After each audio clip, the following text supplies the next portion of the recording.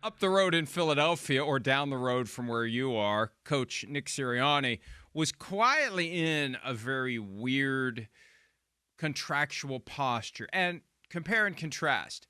As the regular season was approaching a conclusion, the Sunday Splash report from Jay Glazer, Week 18, was that there were teams interested in trading for Kevin O'Connell's remaining contract. He was, and no longer is, but at the time was getting ready to enter his final year. So was Nick Sirianni. And his name never came up as somebody that another team would try to trade for, despite the fact that he was 1 year away from becoming a coaching free agent. And I looked up where he finished in the Coach of the Year voting. He was tied for 11th with 3 fifth-place votes.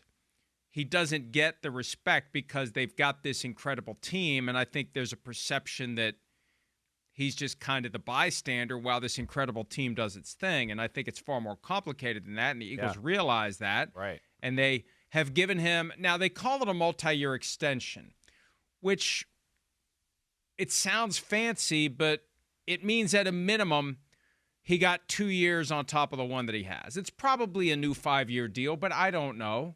Multi-year extension, I don't know. And unlike with players, you rarely, sometimes you do, but you rarely hear the money that a coach gets because the contract, the full compensation doesn't get reported and filed the same way that a player's does with the union and the league office. Now, they have a file where they keep all the coaching contracts, but usually it's cone of silence as it relates to what a coach is making. And there's been no reporting. I've checked a couple of times. No reporting on what Sirianni's getting.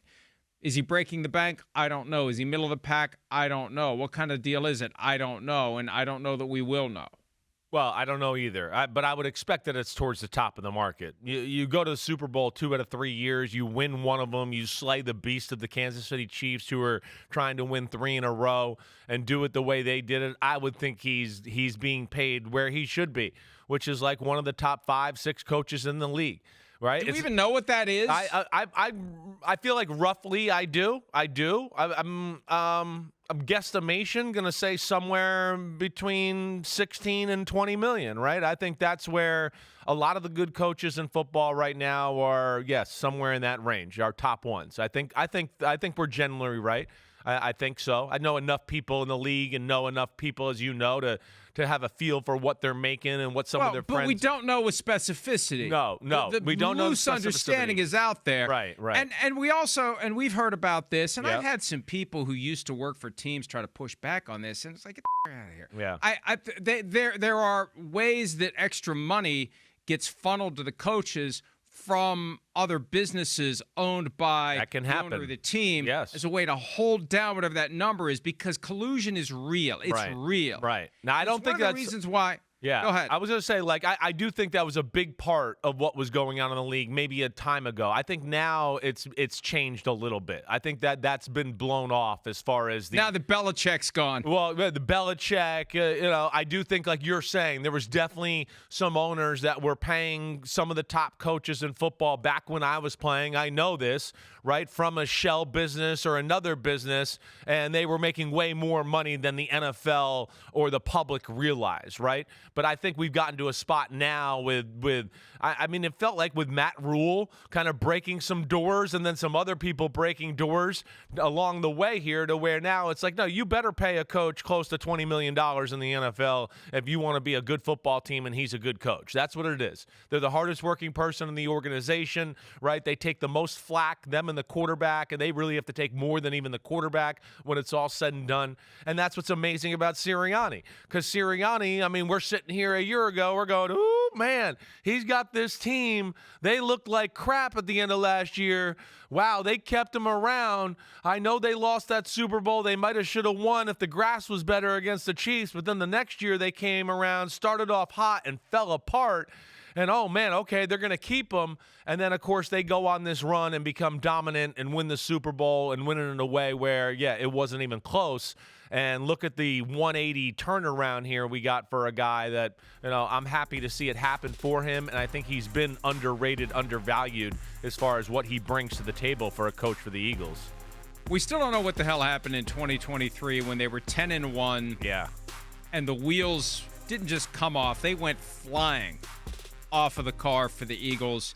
They lost 32-9 in the wild card round of the Buccaneers, prompting that strange combination of despair and indignation and bewilderment from Jeffrey Lurie when he was sitting up in the box watching the game. And then there were several days of just waiting, and we were waiting.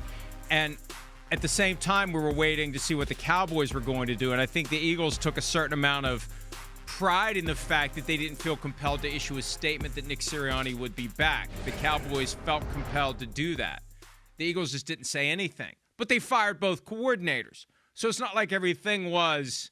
They used to say, did they say hunky-dory anymore? Hunky-dory? I say it every now and then. Yeah, hunky-dory. Yeah, I'm still down with that saying.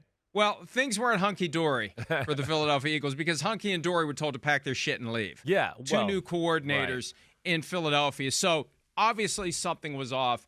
And the 2024 season, I think, began with just kind of a weird, what's going to happen here? Because when Belichick, and it seems so quaint to suggest that Belichick would be attractive to an NFL team now. It's like really? But there was a time where we were trying to read between the tea leaves, as a wise man often says, and figure out where he might land. And the Eagles were one of the potential destinations. Sure. Because great relationship with Howie Roseman, a lot of respect with Jeffrey Lurie, a very quiet but real competition between Lurie and the Crafts. And this is a way to take the guy they fired and do something positive with it. And we've got this incredibly talented team. So you take the greatest game day coach, not necessarily the greatest evaluator of talent, not exactly the greatest communicator, not exactly the most empathetic person in the world, but incredible game day strategist and executor amid the storm of everything that's happening. He could keep his wits about him and know what to do and when to do it, and he had a plan for everything. You take that and you put it with a highly talented team, you know, they might win the Super Bowl every single year. So that was out there. And the Eagles were stubborn about saying nothing about Sirianni because the Cowboys are the ones who are dysfunctional. The Cowboys are the ones who feel compelled to issue a statement on a Wednesday night that Mike McCarthy is going to be back. If he's your coach, you don't need to tell the world. We don't need to tell the world a guy who's gone to the playoffs 2 straight years and was winning the Super Bowl 2 seasons ago, not winning it, but in it. We don't need to tell anybody he's coming back. He's just coming back. But still, something wasn't right. No, something wasn't right going into last year. Something wasn't right going into last year. And I think we know, let's unpack it a little bit. It wasn't right because after the Super Bowl, right, that the first Super Bowl, they lost to the Kansas City Chiefs. This is the start of it, at least. When the two coordinators, how it all went down with Gannon going to Arizona, losing Shane Steichen to the Indianapolis Colts. To me, this was the start, then not hiring the proper people to replace them at the coordinator position. And, yeah, they held down the fort to a degree for a while, but after, 7, 8, 9 weeks, they had an easy schedule that year, 2 seasons ago in 2023. They got off to a good start. Teams started to crack the code on how they were playing, and all of a sudden they had no answers. And then I think on top of that, with the coordinator stuff, let's be real here. There was something, and you know, and I know probably more than I should know, that there was stuff going on in the locker room there in Philadelphia. There was problems, period, between players, right? Hierarchy, a bunch of crap. Wait, coach, you called this play. I'm going to call it and change it in the late part of the game. Oh, there was the freelancing. Seattle Seahawks. Oh, exactly. There was freelancing. So a lot of issues, I think, arose from that season. But thank God for the Eagles' sake that, Jeffrey Lurie, Howie Roseman looked at it and probably went, wait, Nick didn't have his best year, Nick Sirianni, but there were some other problems here that maybe were some of our doing too.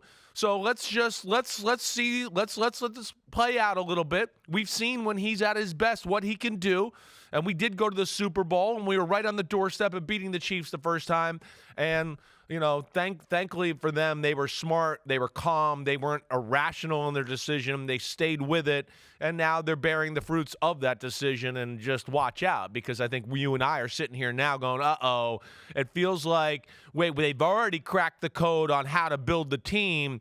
Now it feels like the coach knows exactly how to coach the team for how it's built. And that's why we're sitting here going, I don't know, can they start a dynasty here now with this football team? Part of your unique charm Okay. is that at times you will add a syllable to a word, and at times you will take a syllable out of a word, like thankly. Thankly. But you know what?